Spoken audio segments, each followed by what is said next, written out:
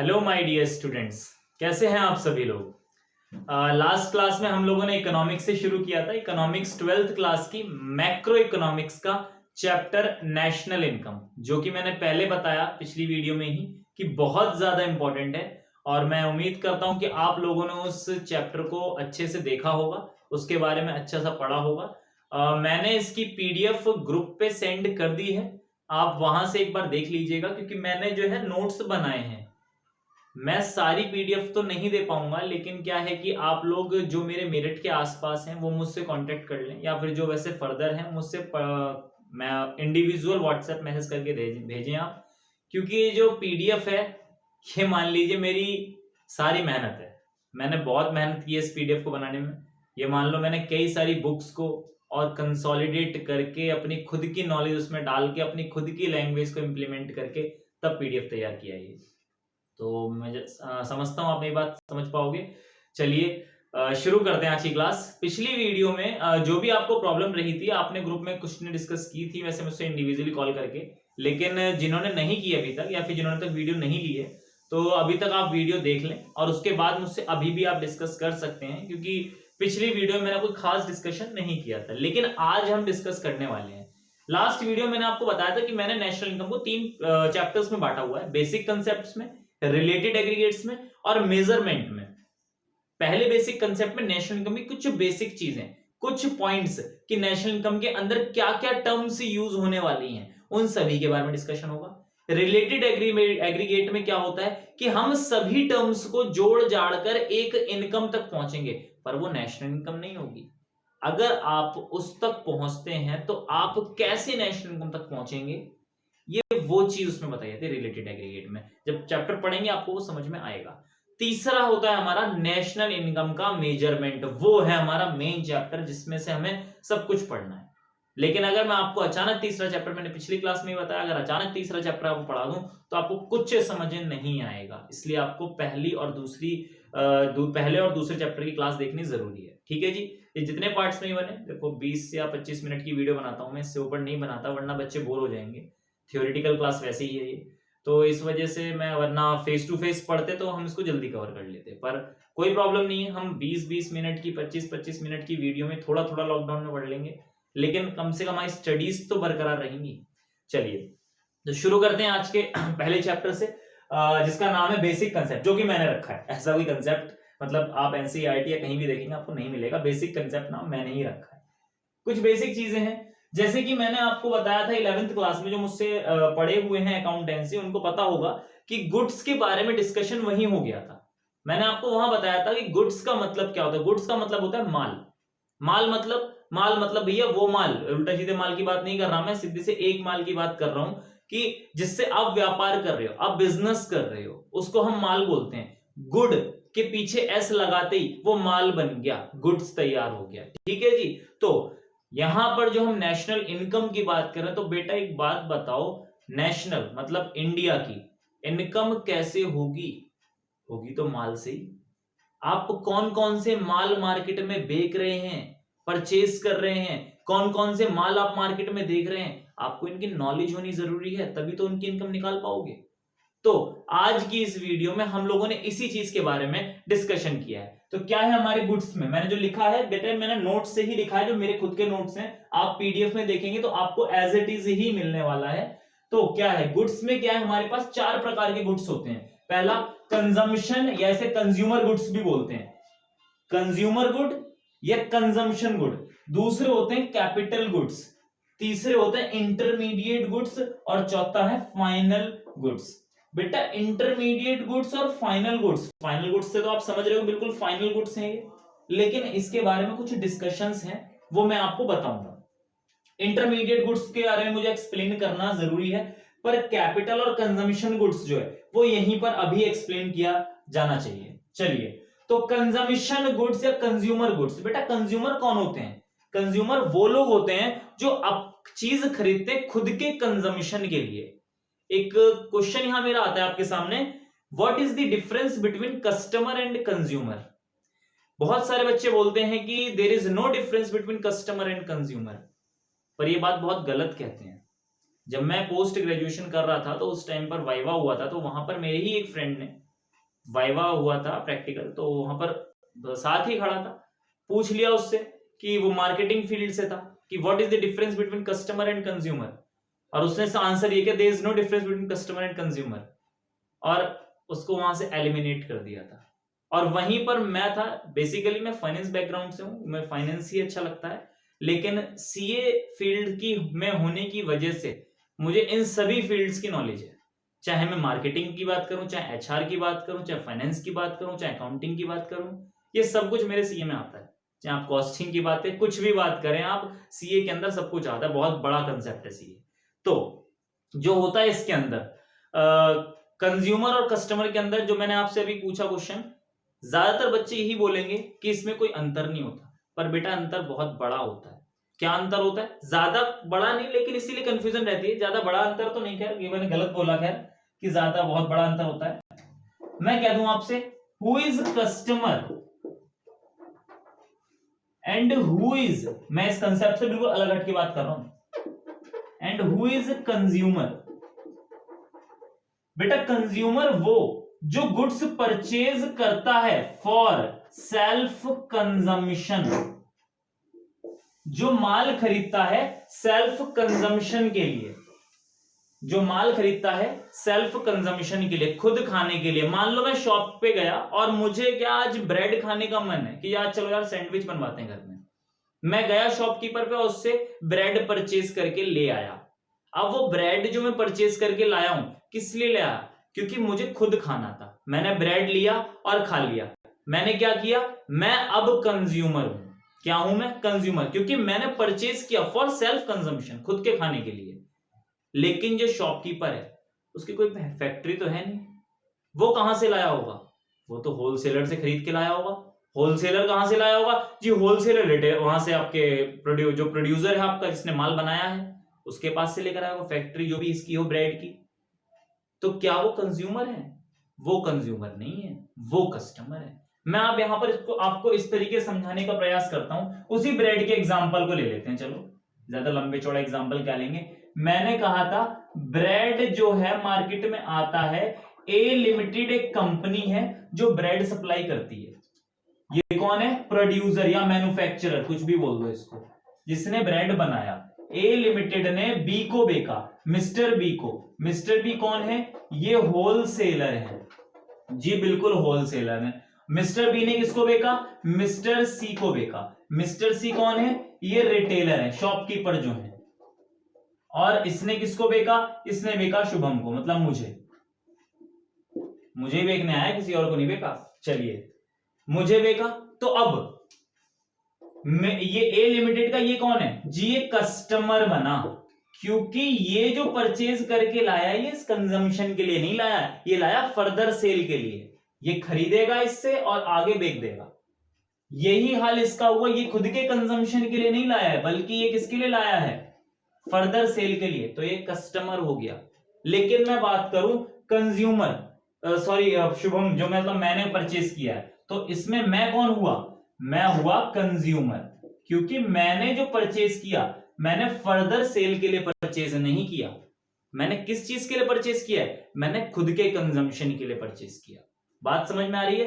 अगर आप कोई गुड्स परचेज करते हो फॉर सेल्फ कंजम्पशन, तो वो होता है कंज्यूमर गुड्स, और जो आप फर्दर सेल के लिए करते हैं वो कस्टमर होता है। एक्चुअली गुड्स गलत बोला मैंने, कंज्यूमर और कस्टमर बोल रहा था मैं, कि अगर आप खुद के कंजम्पशन के लिए यूज करते हैं तो कंज्यूमर होता है, और फर्दर सेल के लिए करते हैं, या फर्दर सेल भी नहीं कह रहा मैं कह दूं यहां पे, मान लीजिए मुझे किसी की बर्थडे पार्टी में जाना था, मुझे वहां गिफ्ट देना था, मैं शॉप पे गया, एक गिफ्ट परचेज करके लाया, और फिर मैंने किसी मिस्टर एक्स को गिफ्ट पकड़ा दिया। तो अब उस गिफ्ट का कंज्यूमर कौन है? उस गिफ्ट का कंज्यूमर मिस्टर एक्स है, और मैं कौन हूं? मैं इस बार कस्टमर हूं। क्यों? क्योंकि मेरे पास गिफ्ट आया, मैंने उसे कंज्यूम नहीं किया, मैंने फर्दर दे दिया, चाहे पैसों में दिया हो कंसिडरेशन में, चाहे पैसों में ना दिया हो, मुझे उससे कोई मतलब नहीं।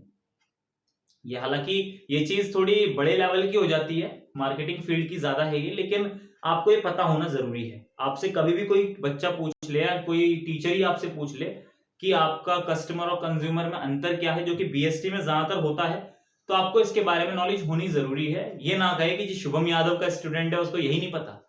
ठीक है जी, चलिए तो मैं स्टार्ट करता हूं यहां पर। मैंने बहुत ज्यादा भर दिया बोर्ड, इसको थोड़ा खाली कर देते हैं, थोड़ा अच्छा सा लगेगा। तो इसमें क्या था, एक सेकेंड।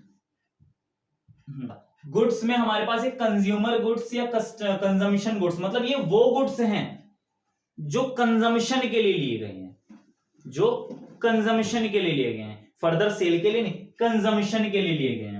जैसे कि मैं बात करूं कंजम्पशन गुड्स या कंज्यूमर गुड्स के फर्दर 4 पार्ट्स होते हैं। पहला durable goods, non durable goods, semi durable goods या सर्विसेज। जी ड्यूरेबल गुड्स कौन से गुड्स होते हैं? ड्यूरेबल गुड्स वो गुड्स होते हैं जो फर्दर गुड्स प्रोड्यूस करने में, या मैं फर्दर गुड्स का वर्ड यूज नहीं करूंगा, ड्यूरेबल गुड्स आप यहां पर थोड़ा ये समझ लें कि जो अभी आपका बार बार यूज किया जा सकता है। जैसे कि मैंने एग्जांपल में मशीन का नाम लिया, मैंने मान लो ब्रेड बनाने की मशीन ही खरीद डाली। फिलहाल में हालांकि वो कैपिटल गुड्स में भी आता है, जब कैपिटल गुड्स पे आएंगे तो उसके डिस्कशन हम तब करेंगे।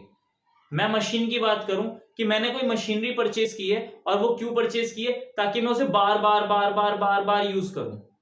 या इसमें मैं ये यूज कर सकता हूं सिलाई मशीन, स्विंग मशीन। सिलाई मशीन 2 होती है।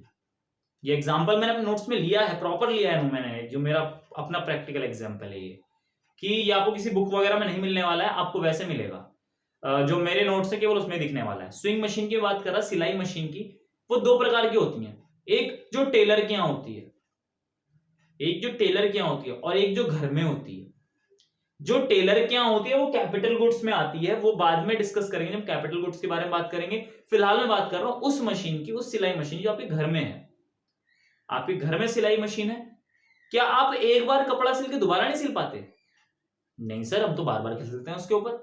बिल्कुल बार बार सिलते हैं। जो आपके फटे पुराने कपड़े हैं, अगर आपको थोड़ी बहुत सिलाई मशीन यूज करनी आती है तो क्या होता है, आप उस सिलाई मशीन से बार बार बार बार बार बार कपड़े सिल सकते हैं। जो भी आपको सिलना है, कहीं फट गया उसे सिल दिया, या पर्टिकुलर थोड़ी बहुत सिलाई करनी आ रही तो आप उसको कर सकते हो। तो वो मशीन आपकी कौन सी मशीन हुई? वो आपकी ड्यूरेबल गुड्स हुए। बात समझ में? यहां पर आप स्विंग मशीन के तौर पर भी लिख सकते हो, swing machine used in Holmes. ये घरों में जो स्विंग मशीन, क्योंकि स्विंग मशीन 2 होती हैं, सिलाई मशीन एक तो टेलर की और एक घर में, हम घर वाली मशीन की बात कर रहे हैं। तो घर वाली मशीन सेल्फ कंजम्पशन के लिए आपने खरीदी, आपके घर में कपड़े ज्यादा फट रहे थे, भाई जैसे मैं हूं उछल कूद ज्यादा मचाता हूं तो कपड़े ज्यादा फट जाते हैं, तो उसके लिए क्या हुआ, मान लो मम्मी को सिलाई मशीन ही खरीदनी पड़ गई, यार ऐसा है इसके रोज कपड़े फटते हैं, कहां तक टेलर को पैसे दें। तो इसलिए क्या हुआ, एक मशीन खरीद डाली, बिक रही होगी सेकंड हैंड या नई जैसे भी है, खरीद के रख ली। अब क्या, जैसे ही कपड़े फटते ला दिखा, सिल दी, पहन ली, फिर फाड़ लाया, जी सिलो, फिर सिल दी, फिर पहन ली। वो क्या है, मैं खुद के कंजम्पशन के लिए तो कर रहा हूं, क्या मैं बाहर वालों के कपड़े सिल रहा हूं ना, मैं खुद के कंजम्पशन के लिए कर रहा हूं। इसलिए वो कौन है, कंजम्पशन गुड्स। कौन से वाले? Durable goods. मुझे लगता है समझ में आई होगी ये बात। नॉन ड्यूरेबल गुड्स वो गुड्स जो एक बार इस्तेमाल करो। नॉन ड्यूरेबल गुड्स में आप कंजम्पशन के लिए, मैंने एग्जांपल में लिया ब्रेड, मिल्क। आप ब्रेड लेकर आए, आपने ब्रेड खा लिया, क्या दोबारा इस्तेमाल कर सकते हो? नहीं कर सकते। और मिल्क की बात करूं, अगर आपने सटक लिया, सॉरी मतलब पी लिया, तो क्या दोबारा निकाल के उसे दोबारा इस्तेमाल करोगे? Not possible. अब बच्चे कई कहेंगे सर मिल्क तो हम कई तरीके से अलग अलग यूज कर लेते हैं। बेटा कई तरीके से यूज कर लेते हैं, लेकिन उनका इस्तेमाल केवल एक बार हो सकता है। जैसे कि मैं बात करूं, मैं 2 लीटर मिल्क लेकर आया, 1 लीटर मैंने पी लिया और 1 लीटर की मैंने मिठाई बना दी। तो बेटा जो 1 लीटर पी लिया है ना, उसकी मिठाई नहीं बन सकती अब, वो तो गया अंदर, वो तो अब कन्वर्ट होके निकलेगा। बात समझ रहे हैं? और जो आप मिठाई आपकी बनी है, उस मिठाई को बनाया है आपने, तो मिठाई को आप खाएंगे, तो वो आप मतलब सॉरी मैं एक बात कह दूं कि आप मिठाई से दोबारा मिल्क नहीं बना सकते, उस मिठाई से कुछ और काम नहीं कर सकते, अब तो वो खानी है आपको। बात समझ रहे हैं? एक बार यूज ही करा जा सकता है, वो उसको नॉन ड्यूरेबल बोलते हैं। ड्यूरेबल गुड्स वो जो बार बार यूज किए जा सकते हैं, नॉन ड्यूरेबल जो बार बार नहीं किया, केवल एक बार यूज किए जा सकते हैं। सेमी ड्यूरेबल गुड्स क्या होते हैं? ये वो गुड्स होते हैं जो ज्यादा लंबे समय तक यूज नहीं किए जा सकते बार बार। जैसे कि मैं बात करूं शर्ट आपने खुद के पहनने के लिए खरीदी, आप डेली यूज कर रहे हो, शर्ट को डेली पहन रहे हो। जैसे मैं कहूं स्कूल की शर्ट, आप कहोगे सर हम तो बहुत सालों से ही पहन रखी है, बिल्कुल पैर रखी होगी, लेकिन जो तरीका होता है, अगर आप डेली कपड़े पहनते हैं सुबह से लेकर शाम तक, तो बेटा कितने दिन तक आप उसे पहन सकते हैं? कायदे की अगर हम बात करें सही जेन्युइन तरीके से, आप ज्यादा से ज्यादा 1 साल तक उसे पहन सकते हैं। ये नहीं आप पूरी जिंदगी उसे पहनते रहोगे। आप कहोगे नहीं जी हम तो उसे 2 साल तक पहनते हैं, जी बिल्कुल 2 साल तक हो सकता है। आप ज्यादा सेफ बंदे हो तो आप 2 साल तक चला लेते हो, हमसे तो भैया ज्यादा नहीं चलती, हमसे तो 1 साल के अंदर खत्म हो जाती है। तो ये सेमी ड्यूरेबल गुड्स वो होते हैं कि हाँ बार बार यूज तो होते हैं पर ज्यादा लंबे समय तक नहीं हो सकते। मैंने यहाँ पर सिलाई मशीन की बात की, हो सकता है सिलाई मशीन मेरी अगले 10 साल तक चले, या हो सकता है 15 साल तक चले, या 5 साल तक चले, या भैया मैं कुछ ज्यादा खतरनाक हो तो मैंने 1 साल में खत्म कर दी। तो ऐसे हो सकते हैं, लंबे समय पे जा सकता है। लेकिन सेमी ड्यूरेबल गुड्स जो होते हैं वो ज्यादा लंबे समय पे नहीं जाएंगे। इसमें मैंने लाइन लिखी है, मैक्सिमम लाइफ 1 ईयर और little bit more than 1 year. या तो 1 साल होगी मैक्सिमम लाइफ, या फिर थोड़ी सी 1 साल से ऊपर, ज्यादा नहीं होती। वो होते हैं हमारे semi durable goods. Services, services के बारे में सभी लोग जानते हैं। सर्विसेज बेटा मैंने आपको पढ़ा रहा हूं, ये कहां से? मैं क्या पैदाइशी सीख के आया भगवान के पास से? पैदाइशी तो नहीं सीख के आया, मैं भी तो कभी पढ़ा हूंगा। बेटा मैंने पहले नॉलेज ली, उसके बाद उसे खुद एब्जॉर्ब किया, उसको अपने ऊपर इंप्लीमेंट किया, उसके बाद आप लोगों को पढ़ा पाया। ये क्या है? मैंने अपने कंजम्पशन के लिए नॉलेज लेकर एक टीचर बना, तभी तो मैंने पढ़ाया। तो ये हुई मेरी सर्विस। तो यहां पर जो मैं बात यूज कर रहा हूं सर्विसेज में, सर्विसेज किसकी? टीचर्स की होगी। डॉक्टर, भैया पढ़ाई करी है उसने, प्रैक्टिकल काम किया है तब बना है डॉक्टर। सीए, पढ़ाई करी है उसने तभी टैक्स बचा पाता है। इस तरीके से जो भी आपकी सर्विसेज देते हैं, जैसे मैं सॉफ्टवेयर इंजीनियर्स की बात करूं, उनकी सर्विसेज तो है, क्या करते हैं वो? भैया बैठे बैठे पट पट पट पट करते रहते हैं, कर दिया उन्होंने काम। अभी जीएसटी की मैं बात करूं, जब जीएसटी आपका 2017 में आया था, 1 जुलाई 2017 में इंप्लीमेंट हुआ था जीएसटी आपका, तो उस टाइम की सिचुएशन आपको मैं बताऊं इतनी खतरनाक थी कि मैं एक्चुअली ट्रेनिंग चल रही थी उस टाइम मेरी, तो मैं दौराला शुगर मिल जो है मतलब उसका ऑडिट था हमारे पास, तो मैं उसका जीएसटी मतलब उस टाइम पर सर्विस टैक्स हुआ करता था वो, और टीडीएस, ये मैं ही देखता था। पूरे 3 साल की ट्रेनिंग में दौराला शुगर मिल मेरे पास ही रही है। तो उसके अंदर मवाई इन्फोटेक, हालांकि ये चीज डिस्क्लोज नहीं करनी चाहिए, लेकिन मैं अब तो मैं ट्रेनिंग खत्म हो गई है, तो अब तो वैसे भी कुछ नहीं दिक्कत होने वाली है। तो वो मवाई इन्फोटेक की कंपनी है नोएडा में, तो वो सॉफ्टवेयर कंपनी है, वो दौराला शुगर मिल के डीसीएम श्रीराम्स लिमिटेड वालों की है ये। इनके सारे सॉफ्टवेयर ये लोग बनाते थे। आपको पता है केवल एक एमसीए करा हुआ बंदा था, एक बंदा आया था सॉफ्टवेयर इंजीनियर। जब मैं जिस ऑफिस मतलब मेरा पूरा अपना अलग कैबिन था जहां पे मैं अपना काम करता था, तो रूम की दिक्कत थी, इस वजह से उस सॉफ्टवेयर इंजीनियर को मेरे ही कैबिन में बिठाया गया। अब जब वो मेरे कैबिन में आया तो मैं तो सब कुछ देख ही रहा था। मैंने उससे बात की, भाई ये क्या कर रहा है, ये सब तीर तीर से जोड़े जा रहा है। तो कहा कि सर ये मैं सॉफ्टवेयर तैयार कर रहा हूँ। मैं कौन सा सॉफ्टवेयर है? कि जीएसटी आपका लग गया ना, आप जो सर्विस टैक्स क्लोज कर रहे हो, क्योंकि सर्विस टैक्स मैं ही कर रहा था, तो मुझे पहले क्लोज करना था सर्विस टैक्स, उसके बाद ही जीएसटी के ऊपर नए वाउचर्स बन पाते। जब जीएसटी का नया वाउचर बना तो मैंने जीएसटी का वाउचर क्रिएट कर दिया। तो तब जब मैं क्लोज करा तो उस टाइम सॉफ्टवेयर मेरे सामने ही बन रहा था। तो मैंने कहा भाई क्या कर रहा है तू? ये कि जी सॉफ्टवेयर बना रहा हूँ मैं कहा अच्छा सॉफ्टवेयर बना रहा है, कितना टाइम लगेगा? मेरे को 2 दिन में बना दूंगा। मैं कहा अच्छा 2 दिन में बना देगा, बड़ी जल्दी बनाया, बड़ी फास्ट स्पीड है। मैं कितने बंदे आए? मेरे को मैं ही अकेला आया हूँ। और तू अकेला आया? मैं कहा अच्छा, कि कितने कॉन्टेक्ट कितना हुआ है? कि सर आप तो मतलब वैसे सीए बैकग्राउंड से हैं, आप खुद इसे खोल कर देख लीजिए, आपके पास सारे वाउचर्स हैं। मैंने कहा चलो देखता हूँ। मैंने ऐसे ही रैंडमली, मैंने उससे तका नहीं देखूंगा मैं कि भाई खुद कहेगा कि बता दे मेरे वाउचर देख रहा है, लेकिन मैंने फिर भी दिमाग में खुरापाती तो रहती है भाई कितने का था। भाई साहब 56 करोड़ का कॉन्ट्रैक्ट था वो, जो 2 दिन में निपटाया गया है वो। अब मुझसे कह दिया जाए कि शुभम जी एक काम करो सॉफ्टवेयर बना दो, बना पाऊंगा? Not possible. पर मुझसे कहा सर टैक्स बचा दो जरा, बताओ कितना बचाना है, कितनी रिटर्न भरनी है, कि हिसाब से टैक्स बचाना है। मैं अपनी फील्ड में एक्सपर्ट हूं, वो अपनी फील्ड में एक्सपर्ट है। मैंने टैक्सेशन की अच्छी खासी नॉलेज ली है। मैं बीकॉम सेकंड ईयर में भी टैक्स पढ़ा, इनकम टैक्स पढ़ाता हूं, तो मैंने टैक्सेशन के अपनी अलग स्पेशल नॉलेज ली है, जिसकी वजह से मैं उसको कर पाता हूं। लेकिन अगर मैं बात करूं दूसरी चीजों की, तो वो लोग अपनी फील्ड में माहिर हैं, वो मेरा काम नहीं कर सकते और मैं उनका काम नहीं कर सकता। उन्होंने अपनी तैयारी की है। तो ये एक सर्विस हो जाती है कि अपनी नॉलेज लेकर अपना प्रैक्टिकल बन के फिर अब उससे आप इनकम जनरेट करें। वो भी तो इनकम ही हुई, नेशनल इनकम में तो वो भी जुड़ेगी, बिल्कुल जुड़ेगी।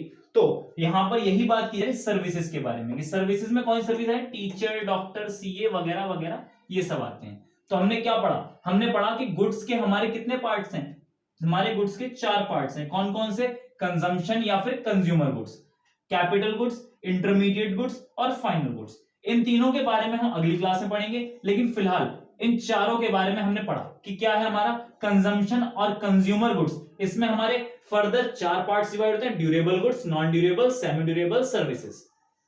ड्यूरेबल कौन, बार बार हम इस्तेमाल कर सकें, नॉन ड्यूरेबल गुड्स एक बार इस्तेमाल किया जाता है, सेमी ड्यूरेबल बार बार कर सकते हैं लेकिन 1 साल या थोड़ा सा 1 साल से ऊपर, सर्विसेज जो अपनी नॉलेज इकट्ठी करने के बाद हमने दूसरे को अपनी सर्विसेज दी हैं जो हमारी अपनी हैं, तो इसको हमने इस तरीके से किया। ये हमारा कंजम्पशन का पार्ट है, कंज्यूमर ने अपने इस्तेमाल करने के लिए इसको यूज किया है। इनकम आपकी नेशनल इनकम में जुड़ेगी, सीधी सी बात है। आपका यहां एक पार्ट कवर होता है, मुझे लगता है आपको बात समझ में आई होगी। अगली क्लास में मैं कैपिटल गुड्स और इंटरमीडिएट और फाइनल गुड्स के बारे में थोड़ा सा डिस्कशन करने की कोशिश करूंगा। आज के लिए इतना ही। मुझे लगता है आपको आज ये वीडियो पसंद आया होगा। Thank you very much, have a nice day.